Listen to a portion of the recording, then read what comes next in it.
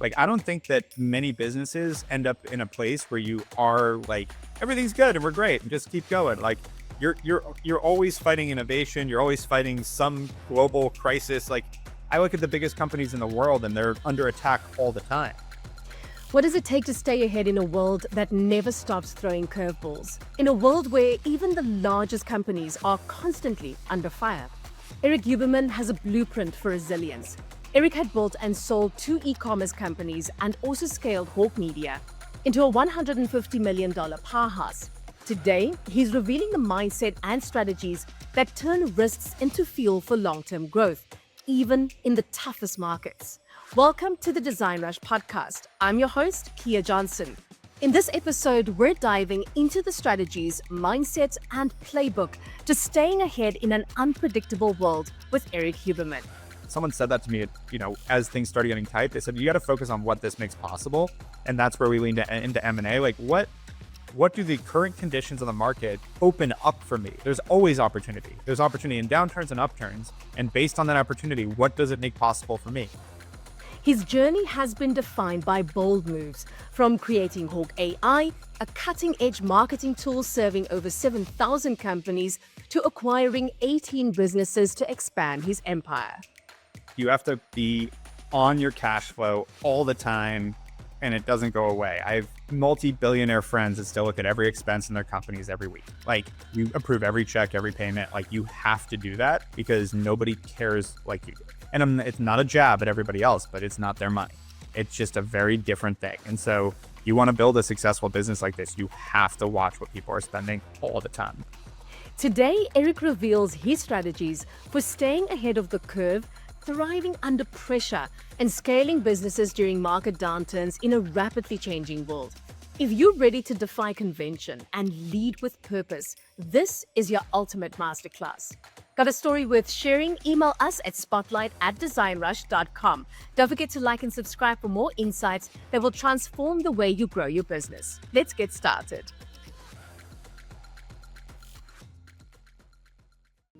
Hi, Erik. Welcome to the DesignRush podcast. It's so great having you here with us today. Yeah, thank you for having me. So, Erik, I've decided I'm putting you in the hot seat and I'm starting out with some rapid fire questions. Are you ready for me? Let's do it. Awesome. All right. So first question is, when your business is on fire, what are your top 3 moves to put out the flames?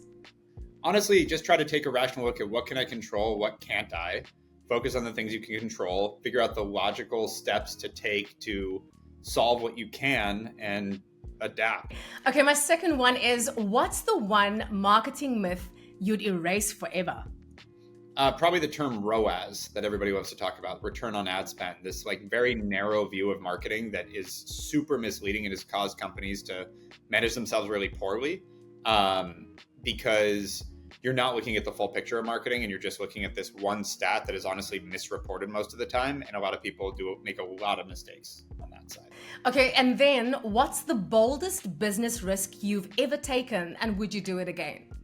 I think the celebration of risk, I think you have to be careful with, because I think calculated risk is what most people take. Like betting the farm and going all in on something can pay out, but generally is a dumb thing to do. And a lot of people do it out of emotion, not out of logic. Okay, so the last one that I have for you is, if Hawke Media was a band, what would its genre and name be?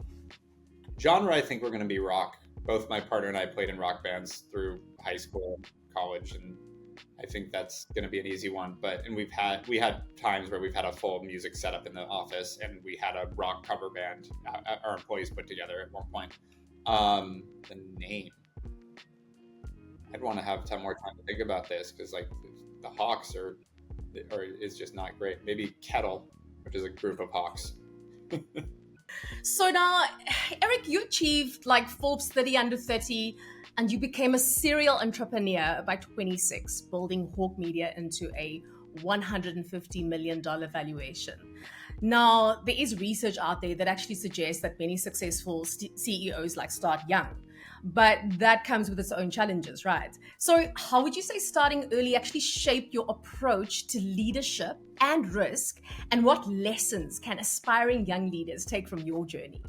Yeah, I think when you're young, you have nothing else pulling at you. Like now I have wife, daughter, other things. Your energy starts to diminish once you're in your 30s. Not to an extreme extent, but like my ability to just work all the time and fully focus and have nothing pulling in your 20s is really I think one of the biggest benefits. Like I didn't need to do anything else. Don't get me wrong, I had decent uh, balance slash harmony where I got to do a lot of fun things too, but it was day and night, weekends. I was in the office. Like it was, it's weird because there's a tone in society these days that that's a bad thing. That like, oh, you're not living your life, and it's like, no, I was enjoying the hell out of it. I have no regrets of what I did there, and I still got the balance again too. But I think that there's a lot of people missing the fact that like in your 20s, because you have nothing else pulling at you, using that opportunity to just work and learn, and that's probably the biggest one. Is I didn't know that I'd build all these things that would end up leading to Hawke and it be as successful as it was, but I was very adamant about learning in my 20s and working really hard and learning everything I could. It wasn't about how much money I could make in my 20s. And they talk about it a lot where it's like you learn in your 20s, you start earning in your 30s, you kind of find your groove, and then in your 40s where you really make money.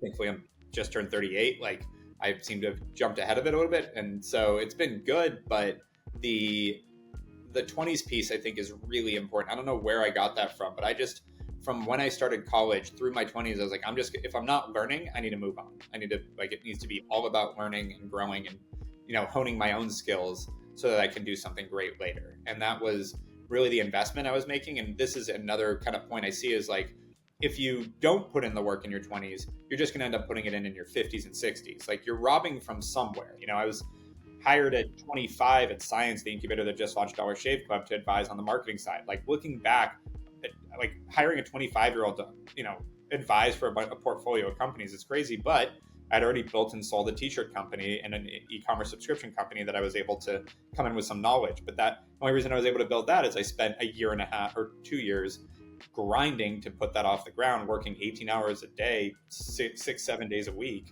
and just made that happen. And the same thing before that I built a music company, which and taught me about digital marketing and online. And so it's all these things that I just spent the time to do that by the time I was 25, 26, I had more experience than most 30-something year olds.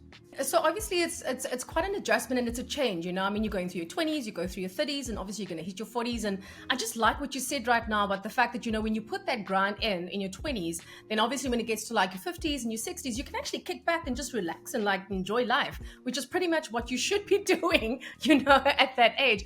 Well, things are pulling at you. Like, I heard, I met David Solomon, the CEO of Goldman Sachs, and he said, once you hit your early to mid 30s, the average person only really can work 4 days a week, not 5, because you've got a kid's medical appointment. You've got to do this, you got that. You have your own medical stuff. Like things start to pull at you. Or when you're 20s, you've got all the time in the world. And so that was, I remember when I started Hawke, I was just consulting on my own. It's like how it started was me going and advising. And I got a gig that was 3 days a week of advising at someone's office 3 days a week. And in my head, I remember thinking this very rationally, like, well, cool, I have another 4 days a week after that. It wasn't, I have 2 days a week because I need my weekends. And I was never like protecting my weekends in my 20s. And don't get me wrong, I also had fun. I went to Vegas. I did the fun things too. But when I didn't have, I was very intentional about like, yeah, I'll go do something fun. And then it's back to work. Like there's no sitting around. There's no Netflix. There's no, putzing around unless I really needed rest. And if I needed rest, I took it. But it was very intentional. So would you say that the thing that you miss the most about your 20s was just like that freedom to just have all that time? I think miss is the wrong word because like I'm very happy where I am right now. You've actually compared business to a constant fire drill, right? So in your experience, what would you say separates a wartime CEO from a peacetime CEO? And then how can leaders actually recognize when they need to like shift into that wartime mode? Fair. I think peacetime CEO, from what I've seen, is generally a bad thing. Like, I don't think that many businesses end up in a place where you are like, everything's good and we're great and just keep going. Like, you're always fighting innovation. You're always fighting some global crisis. Like, I look at the biggest companies in the world and they're under attack all the time. Meaning Apple, Google's dealing with antitrust right now. Apple deals with, geopolitical problems with China. Like you're dealing with stuff all the time. And so the idea of a peacetime CEO, I don't think really exists. And I think what happens is that's where you start resting on your laurels, and you end up like, I heard Eric Schmidt, he had that thing that was pulled off the internet, but he was talking about Google was more concerned with work-life balance than producing a great product. And that's why they've not been innovating as much recently. And that, seeing something like that said by the former CEO of that company, it's like, that's what happens when you have a quote peacetime CEO. It's like, oh, we're good. Just everybody, maintain. Let's figure out how to have more, kombucha on tap and cold brew. We've been there, by the way. And it's like, everything's going the way we want it. So now we're going to focus on these nice to haves as opposed to leaning in. And I've learned that lesson. It's like, work really hard when things are tough. And when things are good, work even harder, because make hay while the sun shines is a really important metaphor. And like really lean in when there's high demand for what you're doing. And do you think, that that's actually like a danger zone, that some CEOs do put themselves into that position? Things get really great, you reach that equilibrium, and then you're kind of like, oh yeah, everything's all good now, Yep. And I get more nervous when things are all good, because I'm just waiting for the shoe to drop, which has probably got its own set of mental issues. But I tend to always be looking at where we're missing, and like where we need to be doing better, and constantly trying to hone in on like, what's the next low hanging fruit, what's the next, and that's how we continue to progress. And I think a lot of people, because if you're not, another cliche, if you're not growing, you're dying. Like if you're not, especially right now with AI and all the innovations in the world, like if you're not leaning into it and finding ways to innovate, you're gonna be left behind soon. And like, you look, and I saw that some meme about Kodak recently, where it's like they had like 85% of the camera market in 1997. They're gone. They were gone, whatever it is, 5-10 years ago. And it's crazy how quick things can shift. So I think the problem is, if you are a quote peacetime CEO, you could miss that if you don't treat it like it's always a battle, because it is. So I want to move the conversation to the investment side of things, right? And as an investor yourself, through Hawke Ventures, you evaluate companies for potential. So what's on your checklist when deciding to invest, and how can agencies or businesses actually position themselves to attract investors, or even attract like high-end clients by applying those principles? Yeah, it'd be completely different on the client side. I think that's different. That's how can you provide value, which there's a little bit to be said there with how we look at deals. We are very specific on how we invest. So number one, I always like to say, invest in the ambition of the founder. Like and this was advice I got that has been really good advice. Like, you want to see, is this person going to run through a wall to make this happen? And are they going big? Because a lot of people, we've had this, with some, we have over 100 investments. Some of our portfolio companies, the founder has gotten to a certain point where they're like, yeah, this is good. Like, doing a few $1 million a year, it's great. It's like, no, we invested in you to be, $1 billion company. This is not great. And so really aligning on making sure they are reaching for what you want to reach for is super important. They really want to go for it. That's number one, because for venture backing, you need to do that. If you want to build a lifestyle business that does a few $1 million a year, that's fine, but you shouldn't be getting venture capital money. There's a difference between saying it and really being it, in terms of like, everyone can say, oh yeah, I want to build a $1 billion company. But again, back to the work, are you going to put in 100-hour weeks every week for years to make that happen, which is what it takes. I actually just had our venture summit, and we had two young guys actually came by to do a wine tasting at our venture summit. And they were asking me about like, what do all the people in the room have in common? Like, how are all these guys? These were investors in us, which means they're a lot more successful than we are. These are very high net worth individuals we're hanging out with. And they're like, and I know them all pretty well, given that they handed me money and trusted me to do that. They knew me pretty well. And so they're like, what do they all have in common? I said, they all work their ass off. Like, there's no 40-hour week in the room there at all. Like, that's not a thing. And so that's an important factor. That's number one. Number two, the way I like to invest is, can we be strategic? And can we vet it strategically? Can we do our diligence strategically? And can we help once we invest? And that's why we invest in like marketing technology, e-commerce tech. We can deploy it across our clients. Like, that's super important to us, because I think in venture, in investing in general, if there isn't an angle, then you're just an index on the asset class. Like, this is what I see with a lot of the big venture funds. Like, they just spray into hundreds of companies, and then their performance is just going to be like, does the venture asset class do well this, next 5 years? Then they're going to have a good fund. If it doesn't, they won't. And to me, that's not I'd rather invest in the S&P 500, which outperforms that, asset class. If you're just investing in the US economy, you're going to do better. So if you're going to invest in venture, invest in alternatives, I'm always of the opinion you need to have some really specific angle that you're going to outperform the market and in a significant way. And that's very hard to do. It's very rare that anyone does it. But there are private equity funds and venture funds that consistently do it because they have some sort of playbook or some sort of angle that allows them to do that. So I think that's super important too, is if you're going to invest, there's either you have an angle or they have an angle. And so, and that's where we look at, like with these tools, we want to make sure we vet them, that our clients are going to love them, that we know they're going to be useful because we have a good window into what's useful and what's not. And then once we have that, we then want to be that strategic advantage. If we can't bring that, and let's say that's how we work on the fund side, but let's say it's an angel investment. If I'm making a personal investment, I want to know why they're the ones to do it. Why are they going to make more with my money than I could doing my own things? Because I have a lot of options, and that's part of it too. I also just want to find out from you, do you sort of lean more towards high stakes, like bold investments, or do you prefer strategies like Apollo's focus on private debt for steadier returns? Like, how should decision makers actually weigh the risks and rewards in such a divided, market? Yeah, it depends on what you're trying to do. I think 99.9% of people should be investing in conservative investments. The idea is to beat inflation and maintain your wealth. You make your money in the work you do. Your investments, unless you're a professional investor, should be about maintaining that wealth, compounding it over time. And that's where, you end up. I'm 38. By the time I'm 65, my money should 4 to 6x just by investing responsibly. It's the rule of 72. So every 10 years, at a 7.2% interest rate, you double every 10 years. So if you get 7.2%, every 10 years you double.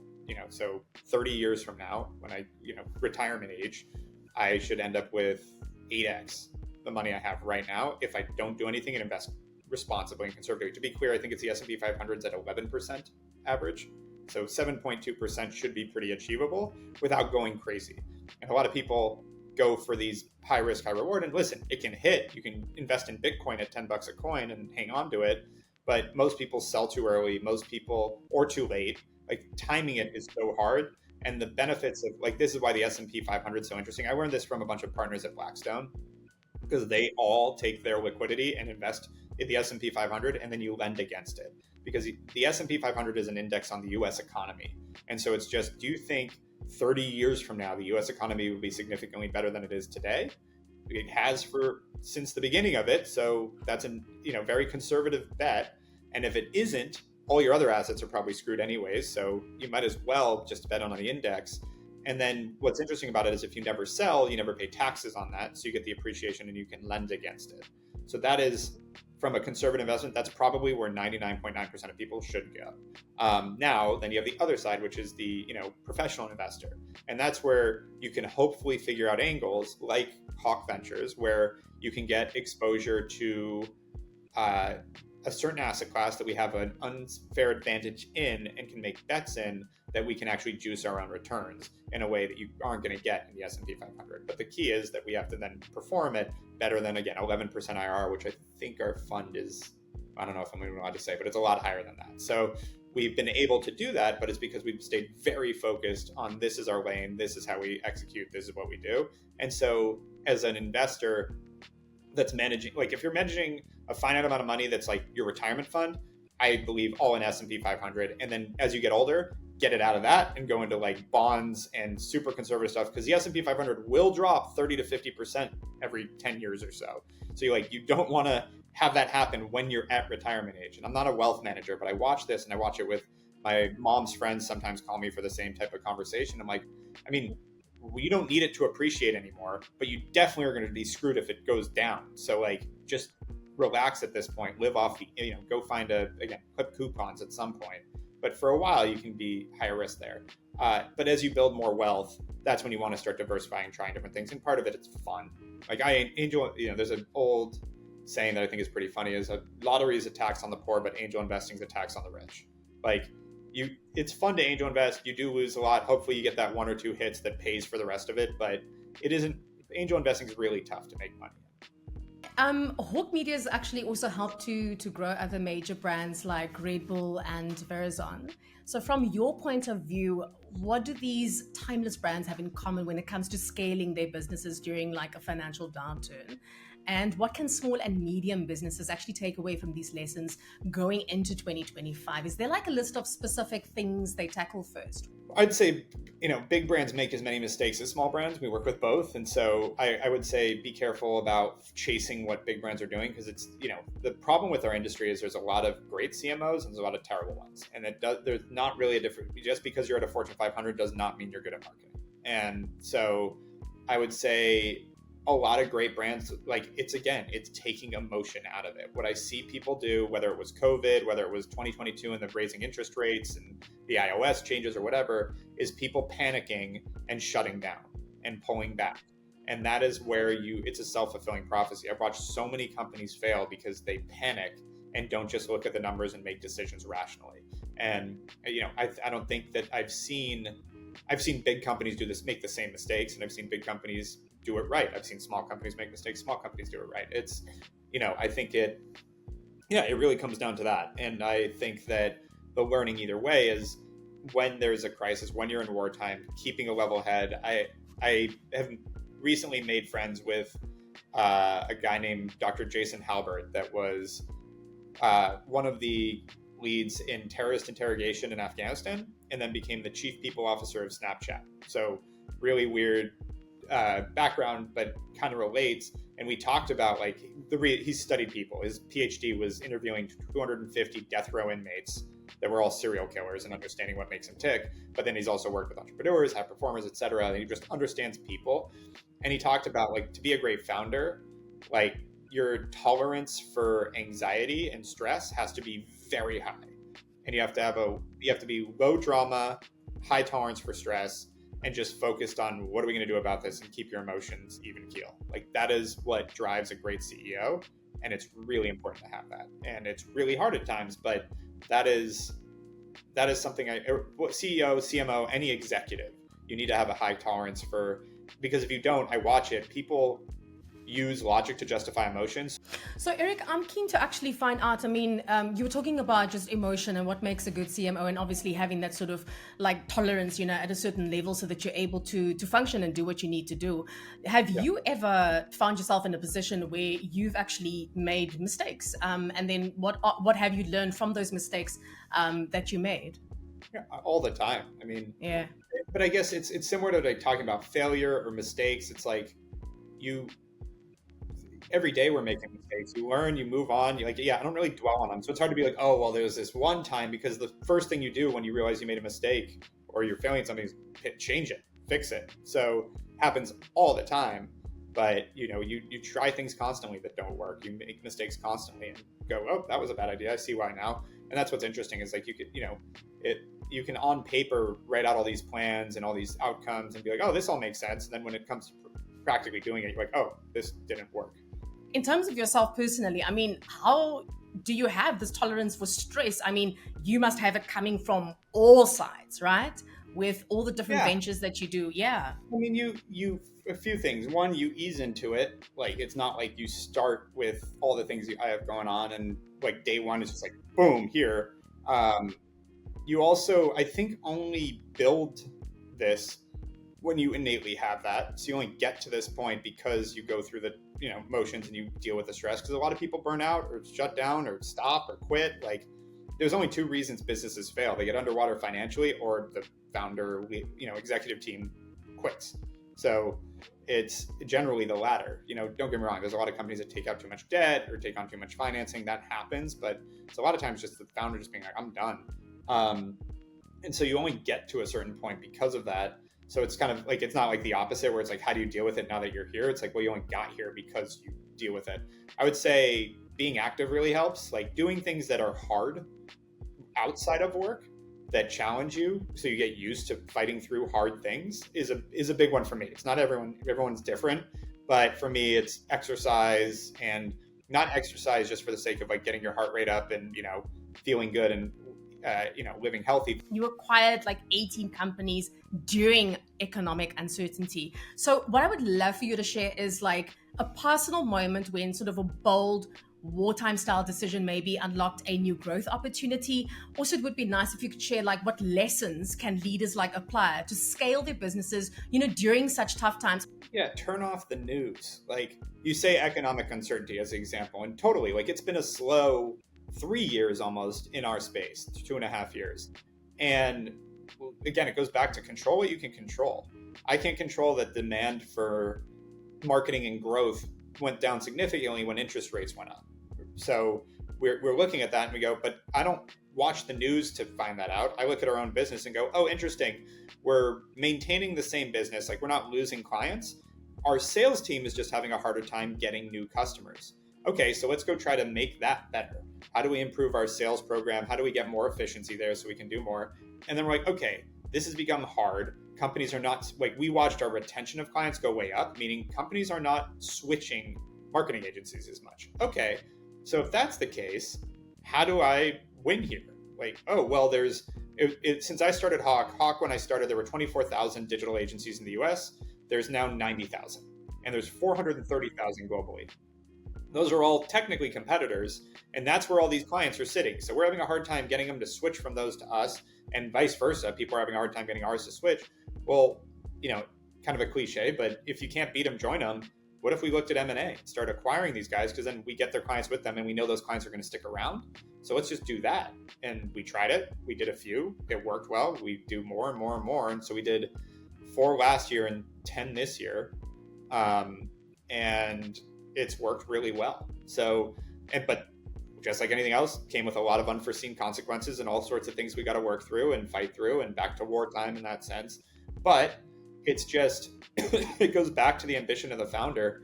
I don't want status quo. Like, I don't want, and I'm not going to give the excuse to the economy. Like, I'm pissed if we're not growing. And so I'm going to fight every way I can to find a way to grow the business. And that became the opportunity. And now I'm looking at the tailwinds have started to come in again. The economy is opening up. People are a little more optimistic, it seems like. So now I'm like, okay, now we can lean back into organic growth too. We have a bunch of sellers, new salespeople starting. We're building out that side too. But we've also found this new path with M&A that continues to work. So we're going to do both. How would you sort of determine which areas to focus on and then which to sacrifice? Yeah, good question. Yeah, that's where it is important to understand what's going on in the world. For example, like I say, don't watch the news, but if you want to ignore COVID and you run a retail store and you're like, screw them, I'm still going to, get people in the store. It's like, no, you're not. Like, you're not allowed to. So you do have to be realistic of what's going on in the environment and adapt accordingly. I think, again, it goes back to leading with logic, not emotion. So it's not about being scared because you have, like, economic headwind is such a broad statement. Like, where are the headwinds? Why are there headwinds? What is it stopping? Like, really focusing on like, okay, what is the actual effect here on my business? And then what are the things I can do to make lemonade out of lemons? What can I do to lean into this? Where is the opportunity? And what I saw, going back to the M&A, is everyone's dealing with these headwinds. So they all are stressed out. I think if we have a support team and a big enough business that I can withstand some of these headwinds, they can't. So what if we, went out and said, hey, we can give you a soft landing and a great acquisition, and now you can work with us and have some support that you don't currently have. So that was an example of looking at, oh, this is how it's affecting everyone. Well, here's my opportunity then. But you got to be able to look at it logically, because if you're just going, oh, there's, headwinds and it's hard and like, yeah, you're just going to freeze up and probably not make great decisions and just stress out. I don't remember who said it to me, but someone said that to me, as things started getting tight. They said, you got to focus on what this makes possible. And that's where we leaned into M&A. Like, what do the current conditions of the market open up for me? There's always opportunity. There's opportunity in downturns and upturns. And based on that opportunity, what does it make possible for me? Just like the 8 years before 22, we're just up into the right. Like, I mean, COVID's a good example of this too, where after a month of, finding our feet, because it was like, oh God, like 25% of our clients fired us in April of 2020, or they fired us in March, but stopped working with us in April. But we replaced all that business in May because, but everyone else needs to figure out digital. These people panic. That's our emotional cohort of our clients that just went, we got to stop everything because we don't know what's happening. And self-fulfilling prophecy, a lot of those companies are gone. But then there were a whole nother portion that leaned into it and went, wait, no, the digital is now going to go huge. Everyone's stuck at home. They're shopping online. We got to go big with this. And that's where we picked up and replaced all that business. And so having that ability to find what this makes possible and lean into it is always what you need to do in a crisis. And in a good time. Again, back to peacetime, quote unquote. When it's peacetime, well, okay, so if it's peacetime, what does this make possible that I can win in this time? Like, it's always about, and it is competitive. How do you win? I just want us to expand a little bit on what we're discussing right now. In high pressure situations, where every sort of marketing dollar counts, what would you say is one common mistake that clients make when working with a marketing consultancy? And how can CEOs actually ensure that their strategy is built for resilience and success? Yeah, has that company succeeded in what you're trying to accomplish over the next 2 years? Like, that's the problem with, like, when I see 90,000 digital agencies, like 99% of them have no idea what they're doing. They've never had success under them, and they just tell people they sell services, but they haven't been successful. They have no aspirational things to point to for their clients, and a lot of people just grab, oh, that guy can probably do it, and a lot of people treat it like a commodity. And the thing is, with sales and marketing, it's an infinite opportunity cost. You can always do better. You can always improve it. And so we deal with this with clients sometimes where they come to us and they're like, well, it's you or this 3-person agency out of someone's spare bedroom that my niece runs. Which one should we use? And it's like, well, do you want to win a Super Bowl with your company and like go for it? Because then you need a team that's been there. If you want to just be a mediocre company, then yeah, go with the, mediocre team. Like that's really what it comes down to is, people love to tell us that, like, well, I had it the other day as someone was telling me with the fees we're paying you, we can hire 2 full-time people. I'm like, we have 7 part-time people working with you that are really high talent, really high information access, high skill sets, great tools. No, you can't. If you just want to have 2 bodies to yell at, yeah, sure, go for it. But are you betting on an outcome, or are you just looking at cost? Because for us, we always talk about, like, and this is the mistake people make, they don't do the math. So let's say we charge 10% of ad spend, depending on the scale, 10% of what you're spending on advertising to run your advertising. And so you're spending, let's use round numbers, you're spending $1 million a month on advertising. We're charging you $100,000 a month. Yeah, you can go hire a lot of people for that. That's not the task here. We have all the tools on the inside of, our whole AI system we built. And the idea is that $1 million a month that you're spending needs to at least generate $4 million a month to be a sustainable business, give or take 1 to 4 is about right, at least. And so the idea is that 1 million we're spending needs to create $4 million a month, and you're paying us $100,000 to do it. Can we make that 4.1 million versus your other agency make it 3.9? Because then we just paid for ourselves in that $200,000, assuming you have 50% margins, I'm saying. But like the idea of like swinging that 2.5% to cover ourselves, that's easy to do. And that's for a good agency to outperform other people. We usually outperform by like 30%. So like the idea that you would save money on the cost of who you're working with, it's way more important to make sure you're getting the outcome you need. Like you're literally talking about the cost should be about 2% of the outcome that you need to drive, that you're vetting these different agencies and different marketers and finding to save money there. And it's a huge mistake people make. CEOs often face very tough decisions during crisis time, and outsourcing is actually one of them. So when is the right time, do you think, for a CEO to sort of like hire external marketing expertise? Like when is that specific time when, this is what I need to do, especially in these high stakes situations?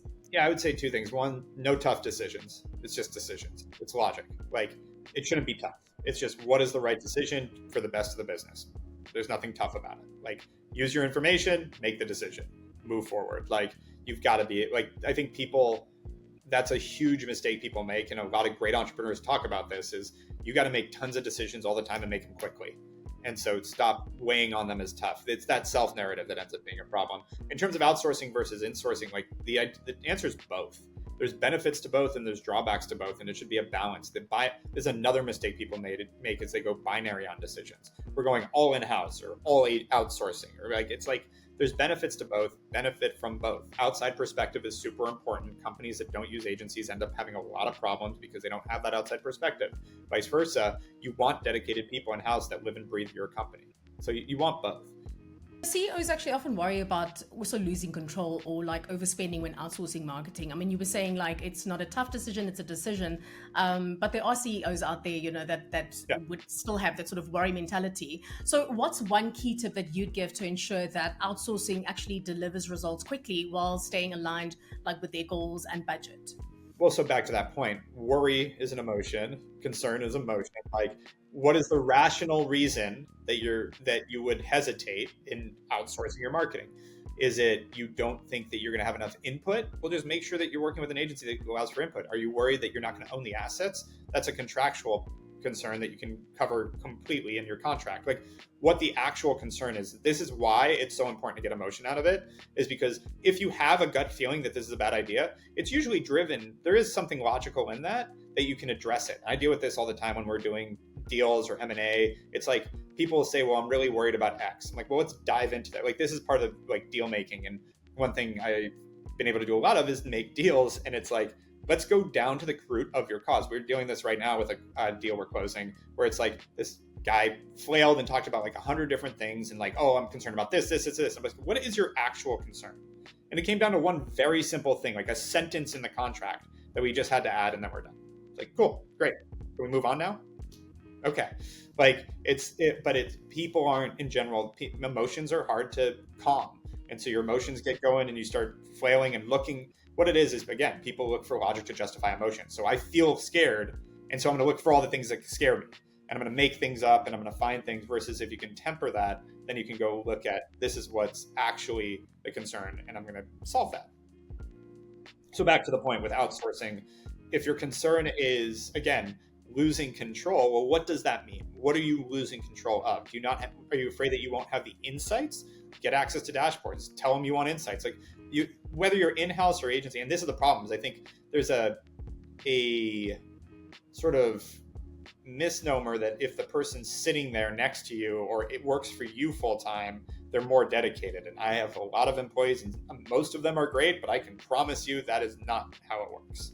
It's just the same outsource or insource. In fact, outsource usually has to build a lot of methodology and process to make sure they're showing that they're dedicated, because they'll lose their job a lot quicker than an employee. And so you end up with a lot more clarity, a lot more regiment, a lot more structure usually when you outsource versus insource.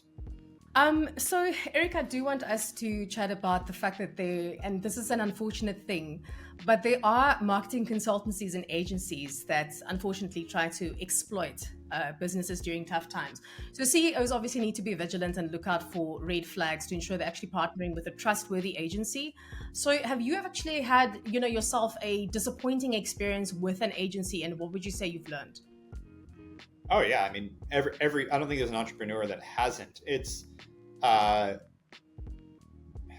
you want to make sure you're hiring an agency, again, that has the expertise to do what you're trying to accomplish, and you want to make sure that you're agreeing to things that are controllable. I think a lot of people make the mistake of hiring agencies with like, they're just going to make our business successful, and they say they're going to get us this ROAS again or whatever it is, and they're making promises. Like, nobody can predict that. So anyone that's promising you results is a liar. Plain and simple. If they're so confident they're going to get you positive results, why wouldn't they just buy your company right now and take it over? They're full of shit. There's risk in all of this. And so when I'm hiring agencies or vendors for us, it's about figuring out what they're going to produce that's objective. How can I create objective measures of success that the outcome is going to be the outcome, but at least I know that they're going to execute the things that I need them to execute. And that's a hard thing to always do, but then you stay on top of it. I mean, treat your agencies like you treat employees, and good and bad. You have to give them time to ramp up. You have to really align with them. You're there to enable them too. I think this is a funny line my business partner used to say, which is, people hire us for 3 reasons. They need expertise, they need bandwidth, or they need a punching bag. Like, there's a cohort of people that hire vendors just to blame them instead of themselves on what's happening. And it's like, you're never going to be successful. And if you really care about being successful versus saving your ego, then you have to do everything you can to enable the companies around you and work with them. And that's a really big one, is to figure out how do you align and work with them. And then listen, just like hiring people, sometimes it works, sometimes it doesn't. Culture fit's a big thing. There are tons of bad agencies out there, but and I think that's part of the issue too, is a lot of people don't look at it that way. They're just like, did they get the results I wanted or not? And again, sometimes your product's just not that good. Sometimes the timing of the market, sometimes you don't quite land on that right creative. Like there's so many moving parts when it comes to this. And at the end of the day, it is really easy to market a great product and almost impossible to market a bad product. So that's a big part too. Yeah, and I just feel that, I mean, each and every business has its own style, its own flair, and its own method and way of doing things. So in essence, you should actually try and team up, with, an agency or brand that actually can customize according to your needs. And then you would find 10 to 1 that those are the people that would sit down with you and say to you, listen here, let's take a look at your brand. Let's see what we can do. But not sort of, what is the word that I'm looking for? Like Overpromise. Yeah. Yep. So now you've grown Hawke Media, right? Without taking on debt or external funding, which is rare in today's market. So what financial playbook would you recommend for CEOs that are navigating downturns while still aiming for growth?